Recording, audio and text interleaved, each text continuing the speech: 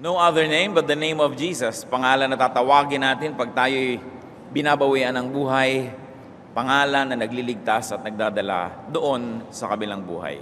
Sabi po ng Panginoon sa Juan 10:10, dumarating ang magnanakaw para lamang magnakaw, pumatay at manira. Naparito ako upang ang mga tupa ay magkaroon ng buhay, ng isang buhay na masagana at ganap. Kung atin pong tatanungin ng Panginoon kung ano ang kanyang life mission, isa yan sa mga pinakalulutang na gusto niya ang tao ay bigyan ng buhay, isang buhay na masagana at ganap. Ngayon, sinabi rin niya yung kalaban ng ating buhay, yung magnanakaw, dumarating lang daw upang magnakaw, pumatay at manira. Paano ba tayo nananakawan ng buhay? Paano tayo napapatay ng kamatayan? Paano nangyayari ang mga ganon samantalang malinaw ang gusto ng Panginoon? Ang ating pong pag-aaral ngayon, pagtutuon sa isang hindi naiiwasan at hindi dapat iwasan, paano makitungo sa kamatayan or how to deal with death. Father in heaven, we thank you for our life and we thank you that we can meet you sometime face to face when we cross that river called death. Nawa Panginoon, kami bigyan ninyo ng karunungan upang maunawa kayo. Patawarin niyo po kami sa mga kasalanan namin, mga pagkakamali at pagkukulang namin inyong punan. Buksan niyo po ang aming mata at pagpalain kami ng katotohanan na makapangyarihan, na nakapagpapabago ng pag-iisip, nakapagpapalakas. Walk in our midst, O God. Give us your blessing. We lift up your name in the name of your Son, Jesus. Amen. Maraming paraan ng pagnanakaw ang kamatayan sa atin. Una pa man ay bago tayong mamatay, pwede na tayong manakawan. Pwede na tayong masira, pwede na tayong simulang patayin ng kamatayan, sapagkat ang kamatayan ay nananakot. So kung lagi ka nalang takot mamatay, nabawasan na ang oras mo para mabuhay. Nagpapawala yan ng saya, nagpapabawas ng sigla, at nagpapahina ng dapat sana ay lakas. Yung lagi ka nalang natatakot, nawawalan ka ng panahon para yung masaganang tanggapin ng mga pagpapala na ngayon ay nariyan. Yung takot. Isa pa pong pagnanakaw sa atin at pagpatay ng kamatayan, bago pa man ito dumating, ito ay sumasakal sa buhay. Nagpapaliit ng plano, nagpapababa ng mga pangarap, nagpapaliit ng mga posibilidad sa buhay. Pag ang tao ay wala nalang inisip kundi mamamatay siya, hindi na niya lalakihan ang kanyang mga pangarap. Hindi na niya itutuloy ang kanyang mga plano, hihiga na lang siya, taantayin niyang siya'y mamatay. May isang ganyang uri ng katotohanan na sinasabi sa Lucas 12:18 hanggang 20. Isang matagumpay na lalaki ang nagsabing, "Alam ko na, ipagigiba ko ang aking mga kamalig at magpapatayo ako ng mas malalaki. Doon ko ilalagay ang aking ani at ibang ari-arian. Pagkatapos ay sasabihin ko sa aking sarili, marami ka nang naipon para sa mahabang panahon, kaya't magpahinga ka na lamang, kumain, uminom at magpasarap sa buhay." Ngunit sinabi sa kanya ng Diyos, "Hangal, sa gabing ito'y babawian ka ng buhay. Kanino ngayon mapupunta ang mga inilalaan mo para sa iyong sarili?" Ano po ang isa sa maraming mga leksyon na maaaring makuha dito sa ipinakitang halimbawa ng Panginoong Hesus? Na pag ang tao ay nawalan na ng direksyon sa buhay, nawalan na siya ng sense of mission, nawalan na siya ng mahalagang mga plano at adikain, ay parang nawalan na rin siya ng buhay. At hindi lang yon, walang kwenta ang magplano ng magplano, samantalang baka bigla kang humarap sa Diyos. Ano po ang makikita natin dito? Na hindi masama ang magplano, na hindi masama ang may malaking mga pangarap at maraming gustong gawin, subalit dapat handa ka rin any moment na haharap sa Diyos. Pero kung lagi ka naman paghahanda sa pagharap sa Diyos ang ginawa mo at wala ka ng ginawang buhay dito sa mundong ito, nasakal na rin ang buhay mo. Marami pong mga ganyan eh. Bakit hindi pa po kayo mag-aral ng gusto nyong kurso? Matanda na ako. Mamamatay na ho ba kayo? Sana na may huwag pa. Di mag-aral pa kayo. Gusto nyo pala eh. Marami mga balo. Ba't di kayo mag-asawa uli, mami? Ay, wag na. Matanda na tayo. Di ba? Masama na meron ka man lamang masandalan kung nanonood ka ng romantic movie. May mag-abot man lang sa iyo ng salon pass kung sumasakit na yung likod. Yung iba kasi ay matanda na tayo. Ayaw na magplano. Ang iniisip na lang, malapit na tayong mamatay. Ba't hindi ko kayong magsimula ng isang negosyo? Matanda na tayo. Anong ibig sabihin doon? Hihiga na lang tayo, maghihintay na embalsamuhin dahil matanda ka na. Pag lagi ang iniisip mo kamatayan, no? Wala ka nang ma-accomplish sa buhay. Ang takot sa kamatayan ay pumipigil sa pagiging mabunga. No? Kaya, dapat hindi natin pinapayagan na hindi pa naman dumadating, natatakot na tayo, pati tuloy yung dapat ngayon ay nagagawa, hindi na nagagawa. Yung takot sa kamatayan ay nagpapaliit ng mundo. Sobrang pag-iisip sa kamatayan, sobrang paghahanda sa kabilang buhay, trying to earn points in the afterlife and missing the here and now. Hindi masamang paghandaan yung darating. Hindi masama na may points ka in heaven, pero nandito ka pa sa earth nilalagay ka pa dito ng Diyos, ibig sabihin may buhay ka rin dapat dito. Kasi kung doon ka na lang sa kabila, di dapat sumakabilang buhay ka na ngayon din. Kaya nakakawala yan ng mga kahulugan ng pangkasalukuyang buhay. Ang takot din po sa kamatayan, mga kapatid, ay nakakapagpatigas ng puso. Nakakapagpasama, kuminsan. Sa kagustuhan ng taong iligtas ang kanyang sariling buhay para hindi siya mamatay, kuminsan hindi na siya nagiging mabuti sa kapwa. Sa paniniguro na siya ay mananaig, na siya ay magiging secure, kuminsan ay nagiging masama sa kapwa ang tao. Si Abraham na lang at si Sarah, merong ganitong example sa Genesis 12:11-13. Nang malapit na sila sa hangganan, sinabi niya sa kanyang asawa, Sarai, napakaganda mo. Kapag nakita ka ng mga Ehipsyo, sasabihin nilang asawa kita at papatayin nila ako para makuha ka. Ang mabuti pa ay sabihin mong magkapatid tayo. Alang-alang sa iyo, hindi nila ako papatayin. So sa takot nitong si Abraham na mapatay, willing nang ipamigay ang asawa kung kanino na lang. Sabi baka sa kagustuhan nilang makuha ka, patayin ako. So sumama ka na lang, sabihin mo na lang na kapatid mo ako. So tuwang-tuwa siguro si Sarai, sabi ni Abraham, Sarai, napakaganda mo, napakangiti siguro siya. Sabi niya, sumama ka na lang sa kanila. Di biglang nanimangot ang asawa, no? Dahil ipapamigay, huwag lang mapatay si asawa. Nakita niyo rin yung mga crack sa karakter ng mga tinatawag natin mga patriarchs. Yun po'y bago mamatay ang tao, naapektuhan na siya, kung papayag siya. Ngayon, habang namamatay at nag-aagaw buhay at namatay na nga, paano pa tayo na pagnanakawan ng kamatayan? Before and during. Ang kamatayan ay gumagambala, pumuputol sa buhay. Needless to say.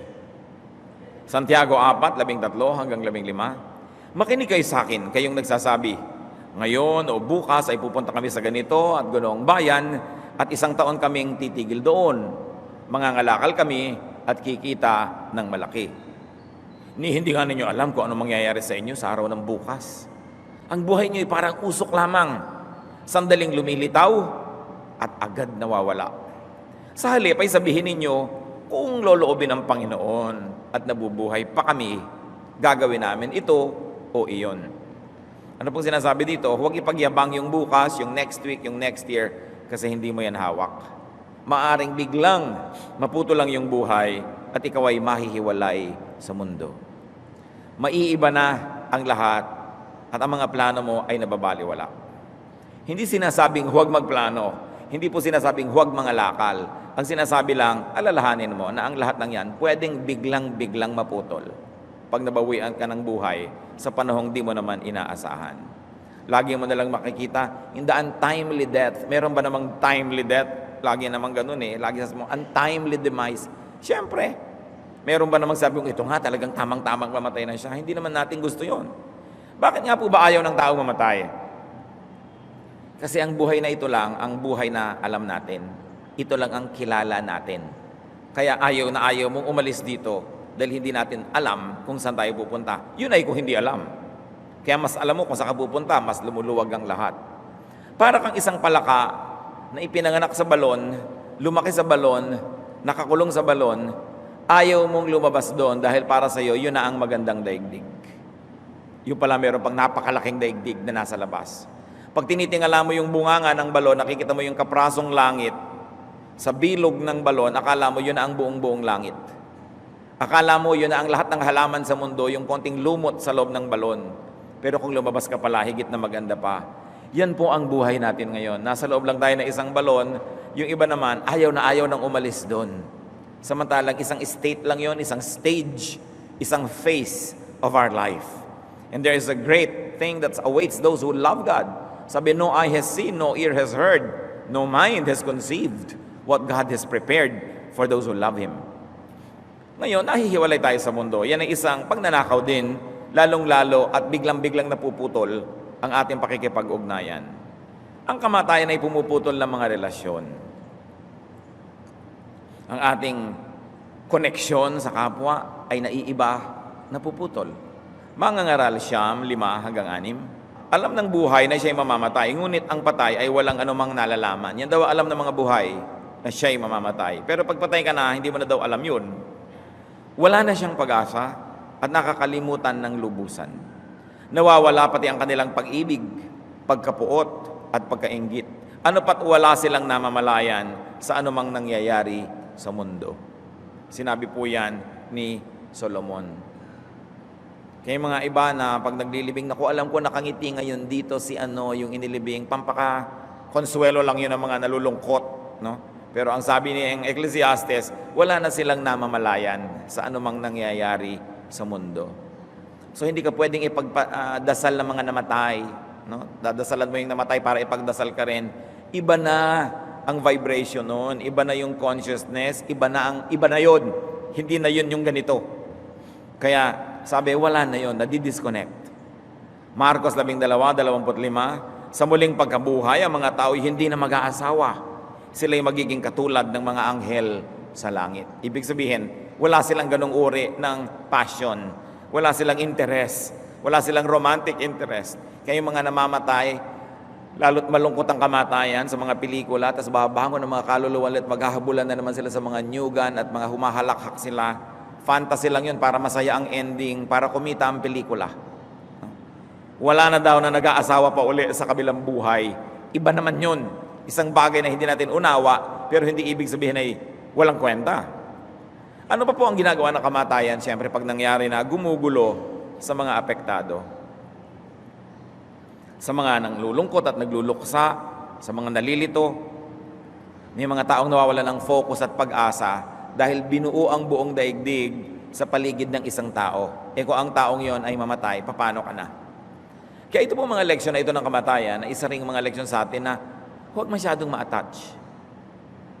Kasi, paano na? Kung naunahan ka niya, ano gagawin mo sa buhay?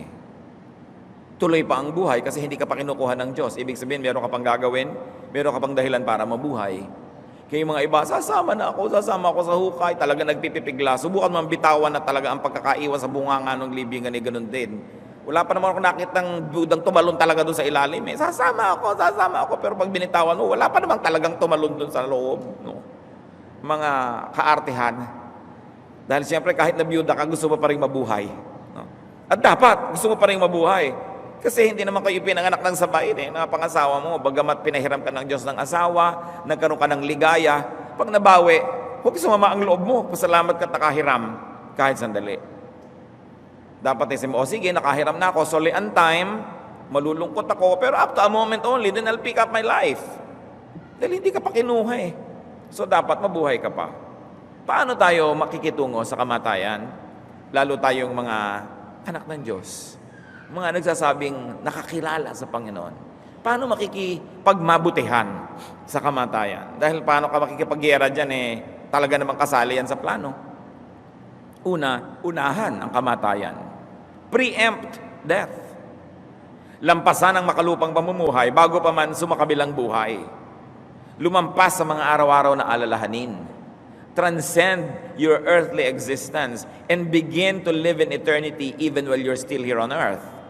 Then when death comes, it will not be a big surprise and you won't have to make a very big adjustment. Unahan ang kamatayan. Mamatay na bago pa dumating ang kamatayan. Anong ibig sabihin? Mamatay sa mga pagpapahirap ng mundo. Putulin ang relasyon sa mga sobrang attachment sa buhay. Nandyan, masalamat. Pero kung wala, pwede rin. May pangarap, salamat. Pero kung hindi natupad, pwede rin at salamat din. May mga pagsisikap, pero kung ang bunga ay hindi inaasahan, salamat pa rin. Tulad ng sinasabi ni Solomon na kamatayan na hindi na sila kasangkot sa nangyayari sa mundo. Nandito ka sa mundo, sumasangkot ka, pero hindi sobra. Hindi ka masyadong attached. Galatia 6:14. Ang ipinagmamalaki ko ay ang kamatayan ng ating Panginoong Hesukristo. Sapagkat sa pamamagitan nito, ang mundong ito ay patay na para sa akin. At ako na may patay na rin sa mundo. Di po ba yung patay walang pakiramdam? Kahit mo nga yan, anong gawin mo sa kanya, hindi na siya nagre-reklamo. Well, we cannot be totally and completely dead to the world. We can begin an early and an advanced kind of death to the world. Halimbawa, nabigo ka, o hindi ka na masyadong nagluluksa dyan. May hindi nagmahal sa'yo, may nag-ignore sa'yo, hindi mo masyadong iniinda, hindi ka masyadong sensitive, patay ka na sa mundo. Hindi ka nauunawaan ng mga tao, hindi ka nila na-appreciate, hindi mo yun ipagpapakamatay. Dahil patay ka na sa mga ganong feeling. Hindi ka magkaroon ng malaking bahay, malaking kotse, natututo ka makontento kung anong meron ka, dahil patay ka na sa mundo. Bagamat, kung nandyan, edi salamat. Kaya napaka-importante sa buhay yung unahan mo yung kamatayan, huwag mo nang hayaan na pagdating pa lang ng kamatayan, tsaka ka madedetach. Have a healthy level of detachment while you engage life. Actually, it's a challenge. Kung paano natin ibinabalanse na nabubuhay ka ng buong buo ayon sa kalooban ng Diyos, pero patay ka rin sa mga yon. At palagay ko, kung inyong iisiping mabuti, magkakaintindihan tayo sa sinasabi ko. That it's there, if it's there, if it's not there, then it's not there. That you won't cry over spilled milk. That you will not live your life in regret and worry and anxiety. Mabuhay ka't mamatay, pwede. At ganoon ang itinuturo sa atin ng Biblia. Transcend earthly existence. Pero hindi ka naman magiging yung para mga monks na ayaw ng kumain, sinasaktan ng sarili, dinedeny nila na meron silang katawan, itinatanggi nila na meron silang sikmura, itinatanggi nila na meron silang mata, ayaw na nilang tumingin. Kaya may mga monks na pag lumalabas sila sa kanilang mga monasteryo, nangakapikit, kapit-kapit sila, at isang bata lang ang naglalakad sa harap nila na may maliit na kampanilya para malaman nila kung lulusong, aahon, liliko, ayaw nilang tumingin. May mata pa sila Anong ibig sabihin ng may mata ka pero detached? Naapektuhan ka pero hindi masyado. May dumaan diyang sexy, nakagandahan ka rin pero hindi naman para habulin mo. Meron ka nakitang mga kalungkutan, nalulungkot ka rin pero hindi naman para ipagluksa mo ng todo at tumalong ka na sa bangin dahil sobra ka na depressed. Naapektuhan ka, but only up to a point. And that is a very strong sense of protection that spirituality can give to people. Juan 4:34, sinabi sa kanila ni Jesus, ang pagkain ko ay ang tuparin ng kalooban ng nagsugo sa akin at tapusin ang ipinapagawa niya sa akin. Siyempre, ito isang talinghaga. Sapagkat dinatnan ng mga disipulo niya si Jesus na hindi pa kumakain, kaya pinapakain siya, sabi niya, ang pagkain ko ay gawin ng will of God. Bagamat alam natin na si Jesus naman ay mahilig din kumain at natawag pa nga siyang matakaw ng mga critics. Ang tawag sa kanya ay glutton. So napaghahalo ni Jesus, yung kanina pa natin pinag-uusapan, engagement with the world and detachment from it. Enjoying the material world and at the same time, being able to survive and still find great joy even though those things are not there. Kaya sabi niya, pwedeng meron, pwedeng wala. That's the balance. So agahan ang makalangit na pamumuhay. Huwag nang hintayin pumunta sa langit para magsimulang magkapakpak at magkahalo. Pwede mo nang simulan yan kung ano man ang ibig sabihin ng talinghaga na yon. Lucas 17:21. At wala rin magsasabing nagsimula na ito, dito o doon, sapagkat ang totoo ay naghahari na ang Diyos sa inyo. Ito po ang sagot ng Panginoon sa mga nagtatanong na kailan darating ang kaharian ng Diyos. Sabi ni Jesus, hindi naman dumarating yun na parang andito, nandun. Sabi niya, nagsimula na yan. Ang totoo ay naghahari na ang Diyos sa inyo. So nagsimula na ang kaharian ng Diyos. Nandito pa lang tayo, nagsimula na yung langit sa bawat isang tao. So nasa sa atin na yung kung paano natin papalakihan at i-develop at mabuhay sa dalawang level na nabubuhay ka sa langit dahil nagsimula na at nabubuhay ka pa rin dito. At yan mga kapatid ang malaking hamon kasi meron namang doon na lang sa langit na buhay, dito hindi na. No? Kinalimutan na nandito siya, kinalimutan ng may mga mahal siya sa buhay. Kumaripas na lang sa pagmimisyon, may anak na tao, ang dami pakakanin, nilimot na ang lahat at naglingkod na lang sa Diyos. Paglilingkod ba sa Diyos? Meron kang mga dapat mong gawin dito sa lupa, meron kang mga responsibilidad. So pinaghahalo mo yung dalawa, hindi isa lang. Hindi dito ka lang, wala kang ginagawa para sa langit. Hindi langit na lang, wala kang ginawa para dito. Sabi ni Solomon, a man who fears God will avoid all extremes. At yan kung minsan ang nagiging bunga pag binrainwash mo ang masyado ang tao sa relihiyon. Nabe-brainwash siya na talikuran ang kanyang katotohanan na siya'y buhay dito. Ayaw nang kumain, ayaw na magtrabaho, iniintay na lang ang pagdating ng Diyos sa mga ulap-ulap, nagre-resign sa mga trabaho. Masama ba namang abutan ka ng Diyos na nagtatrabaho? Abutan ka nagkukudkod ng nyog, naglilinis ng kotse, mapapagalitan ka kaya? No? But they suspend life here because they're already there. That's an extreme.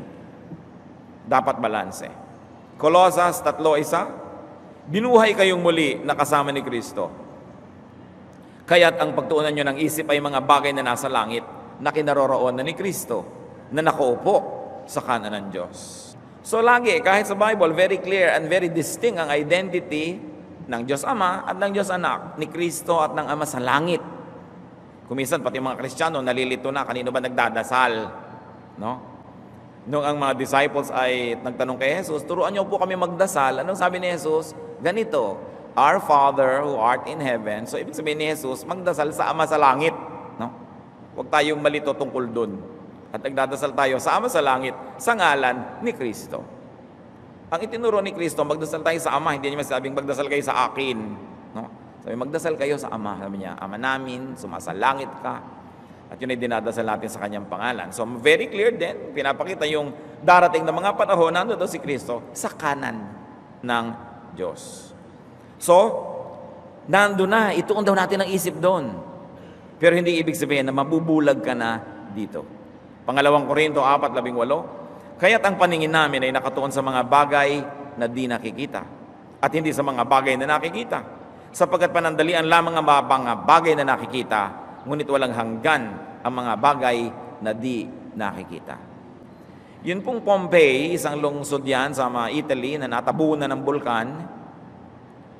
Noong nahukayan, libu-libong taon matapos ang mangyari, o daan-daan, whatever, marami pong mga nakita mga tumatakbo na dala-dala nila yung kanilang pera, dakma-dakma nila yung mga gold nila, inabutan na sila ng lahar at doon na sila namatay, na-preserve sila.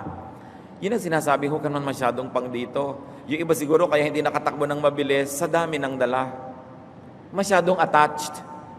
Pero dapat naman siyempre, kung tatakbo kami, dala ka naman kahit konti, dahil paano kung nakaligtas ka na doon sa lahar, wala ka malang maibili ng biscuit. Meron. So a little there, a little here. Balanced life. Ngayon, mga kapatid, kung sakaling dumarating na, tumutok-tok-tok na si kamatayan, di lumipat na lang kung dumating na ang panahon doon sa tunay na kalangitan. In other words, graduate when you must. Kung minsan may mga nagte-text sa akin, Pastor, namatay po si ano, namatay si gano'n. Huwag niyo akong ginaganyan. Sabihin niyo, gumraduate.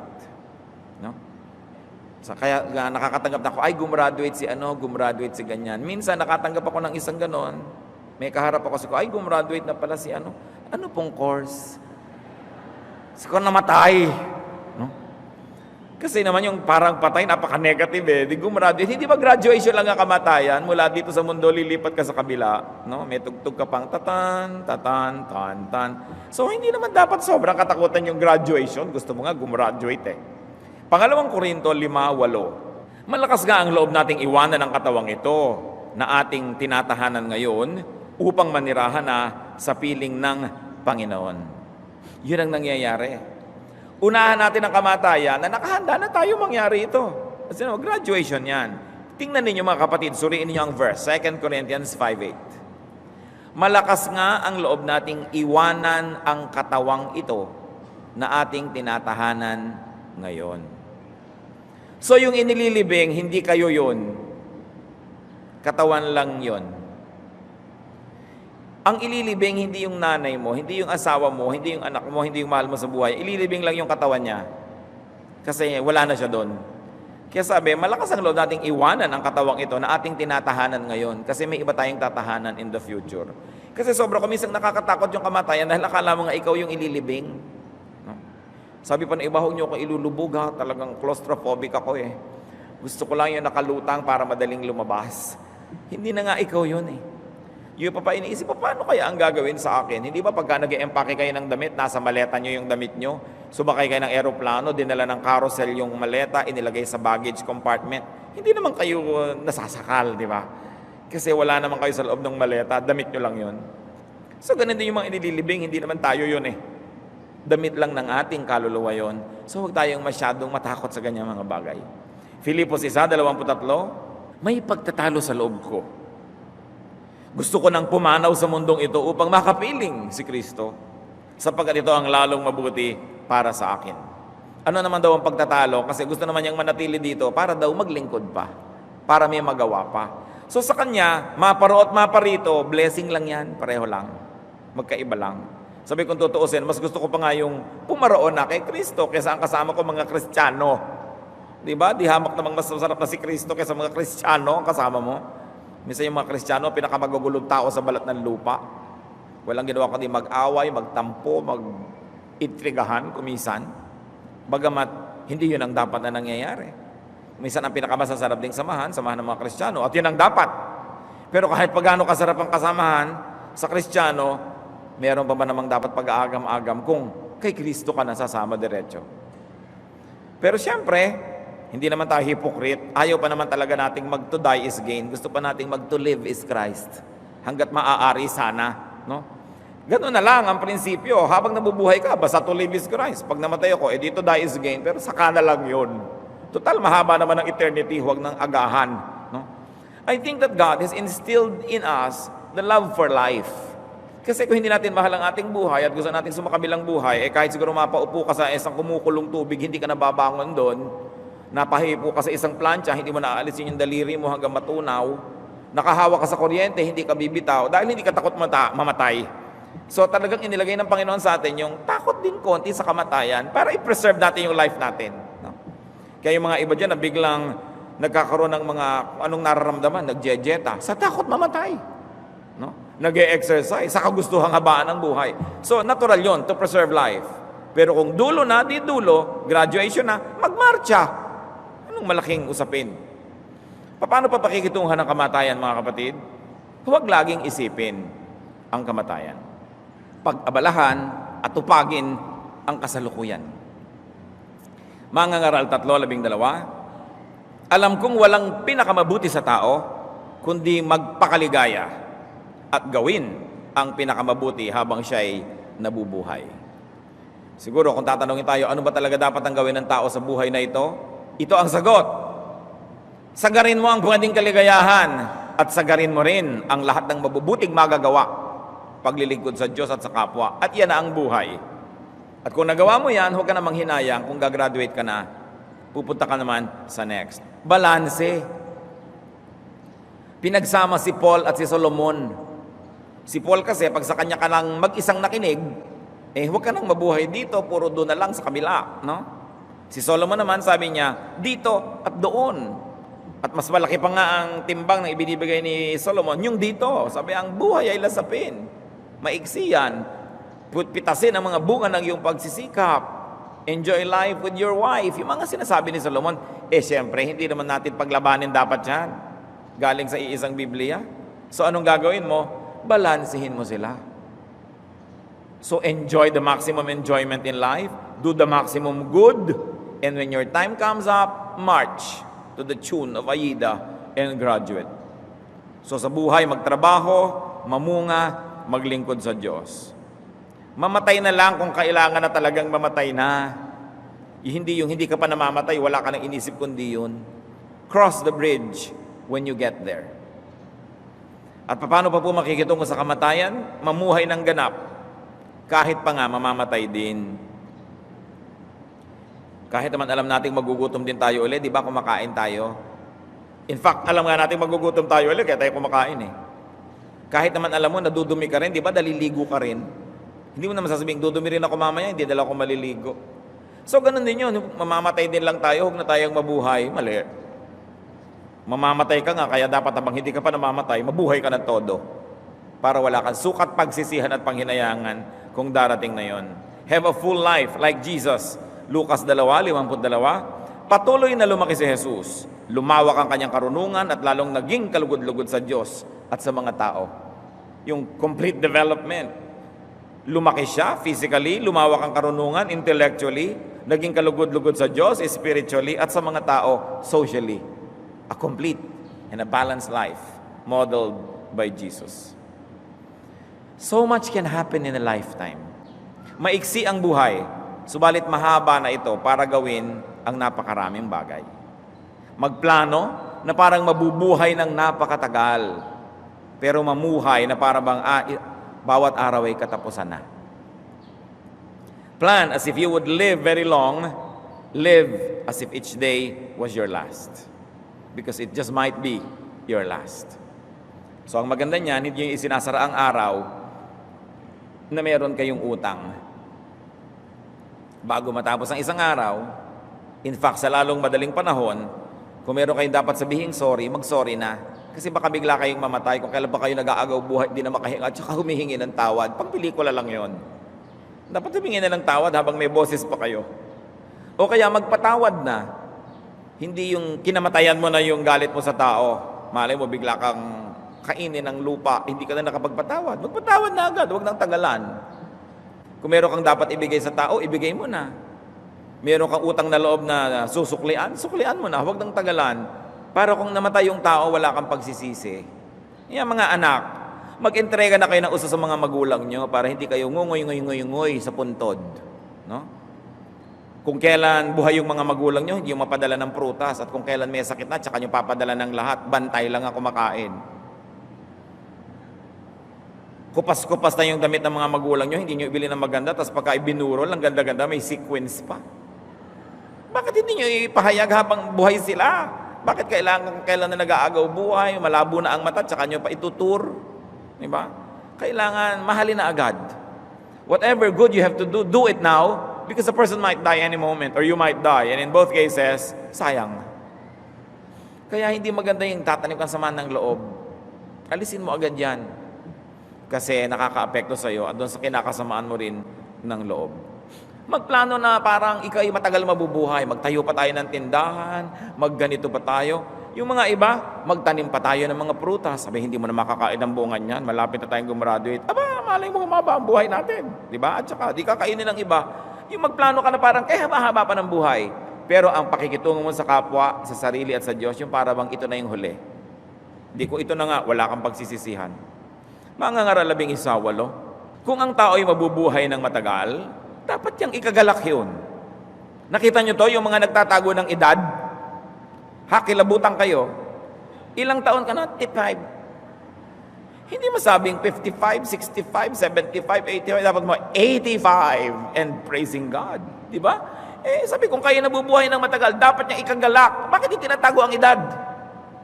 Yung mga nagtatago siguro ng edad, dapat bawian na ng buhay. Total, ayaw pa lang nila. Di ba?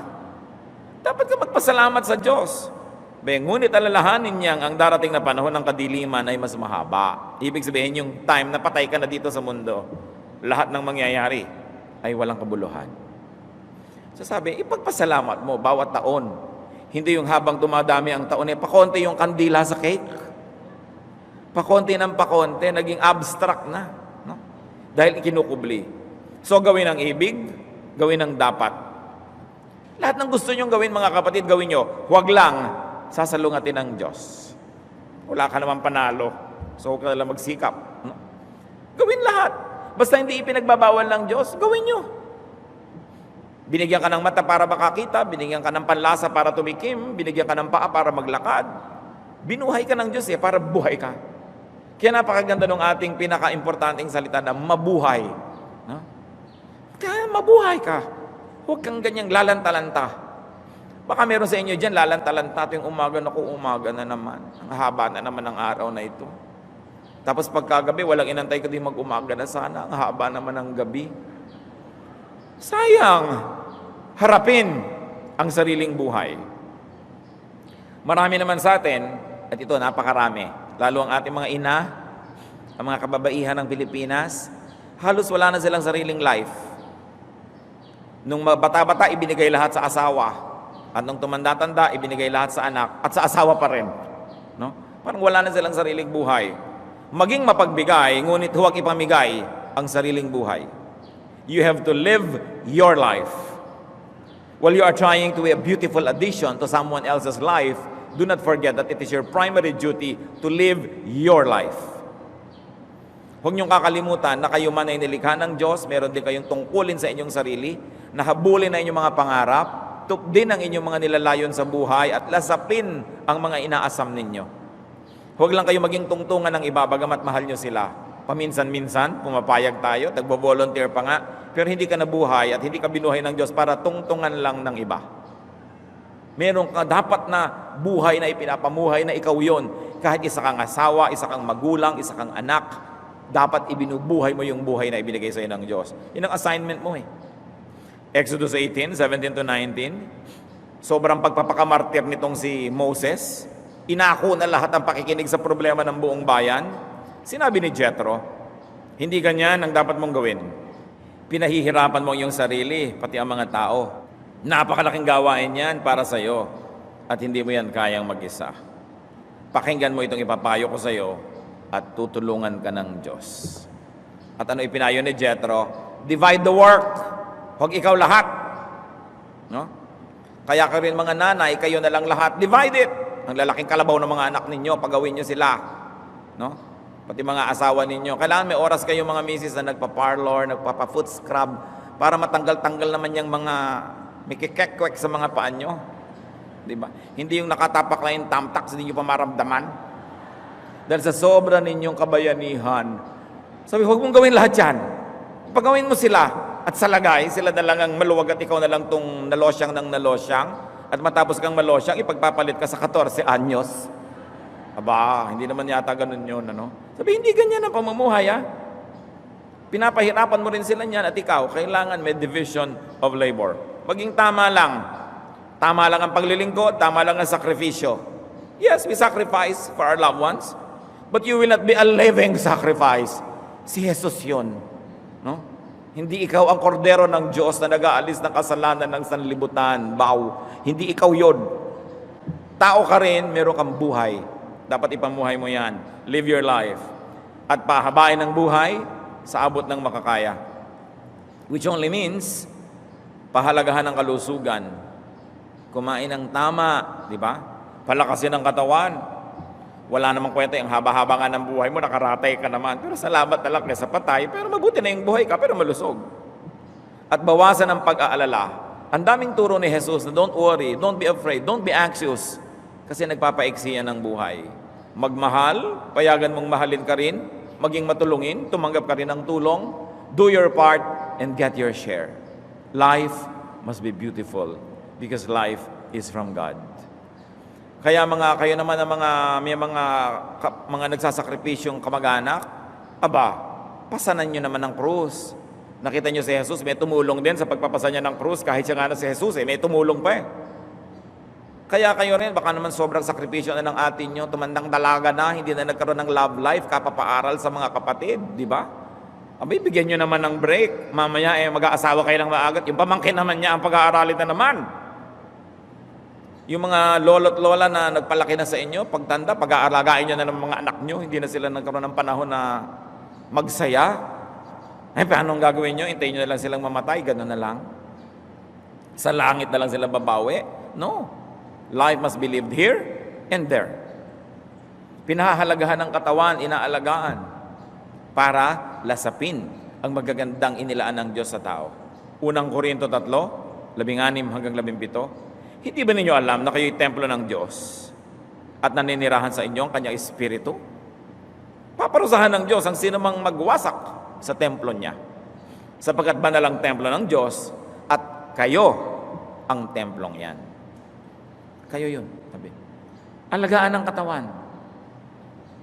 Meron ako isang kaibigan, 1985 pa, sinasaway ko ng manigarilyo. 1985, 23 years ago. Itong nakaraang isang buwan, 2 beses na operahan at tanggal na yata ang 1/3 ng kanyang baga.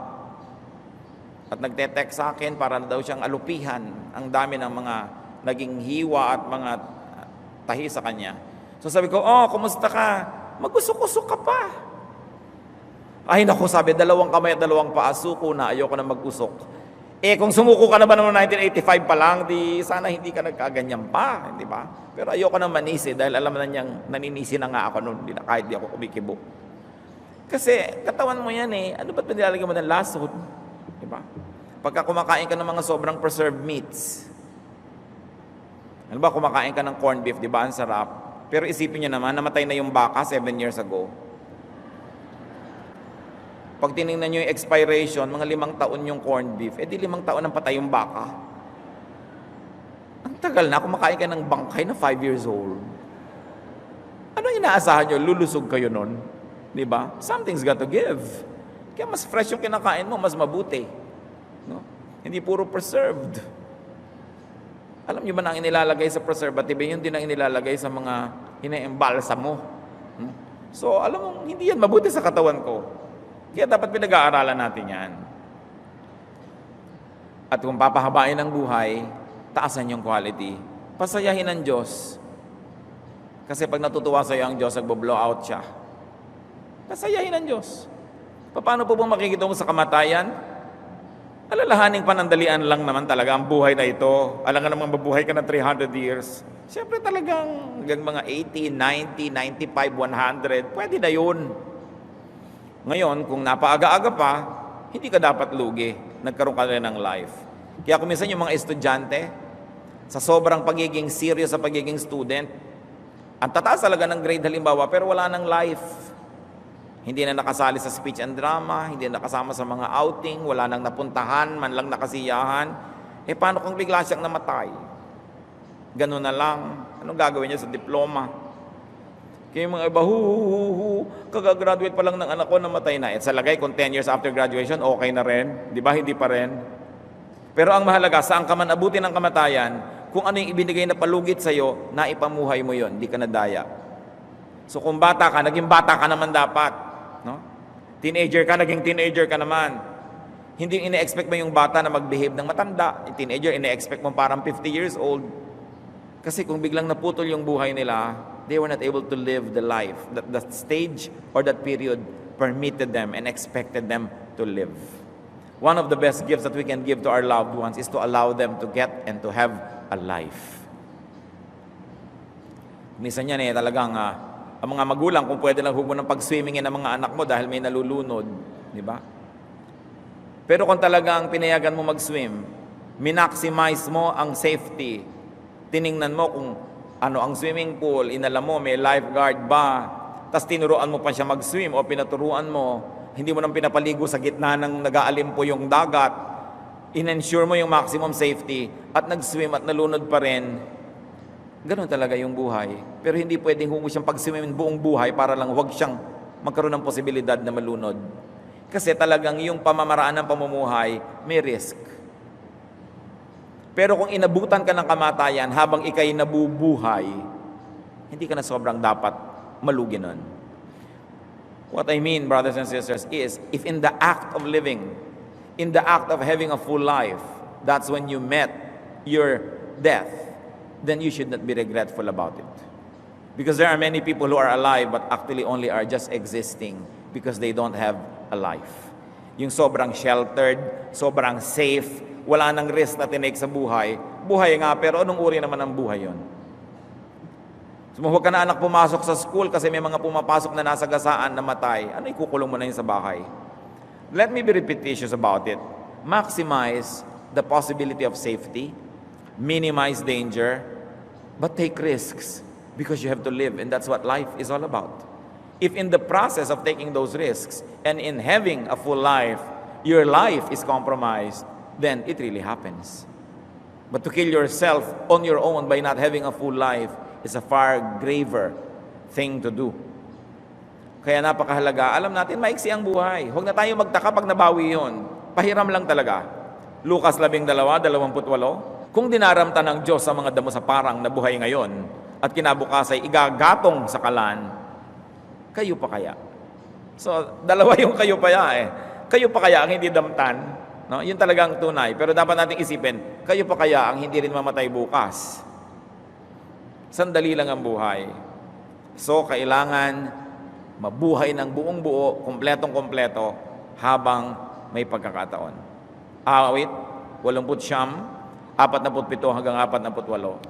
Alam mo, O Yahweh, ang buhay ng tao ay maikli lamang sa balat ng mundo. Papanaw na lahat silang nilikha mo.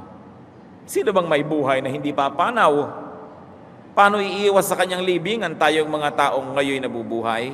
Ang sagot, hindi, nakakaiwas dyan. Ang paraan lamang upang mawalan ng bagsik ang kamatayan ay, kung dumating na ito, ay wala ka naman pinagsisisihan dahil nabuhay ka naman. Napakahalaga. Paano pa po makikitungo sa kamatayan? Makipagmabutihan. Tanggapin ng maluwag sa loob ang kamatayan. Pangalawang Korinto 5:8, malakas nga ang loob nating iwanan ang katawang ito na ating tinatahanan ngayon upang manirahan na sa piling ng Panginoon. So, mabuhay kung buhay, hindi mamatay kung oras na. Ganon talaga. Filipos 1:21, sapagkat para sa akin, si Kristo ang aking buhay at kahit kamatayan ay kapakinabangan. To live is Christ, to die is gain. Paano makikitungo sa kamatayan? Pakinabangan ito. Kung gayon, unang Korinto 15:55, masasabi mong, nasaan o kamatayan ang iyong tagumpay? Nasaan o kamatayan ang iyong kamandag? Ang sagot, wala. Pagwagian ang kamatayan. Paano pagwawagian? Alam niyo po ang kamatayan, usher or usherette. Hinahatid ka lang. So payagan itong maghatid sa iyo sa kabilang buhay. Huwag siyang iwasan na eto na siya. Sabi mo, o sige, eto ang usherette. Dadali niya ako sa kabilang buhay. Death is usher to the next life, to the next world. Huwag matakot at huwag magalit sa usher. Ang maganda ay handa ang sarili sa kabilang buhay. At pagka ganon, wala tayong dapat ikatakot pag nandyan na yung usher. Yun naman kasi drawing natin, si kamatayan, yung may belong itim, may hawak na karet. No?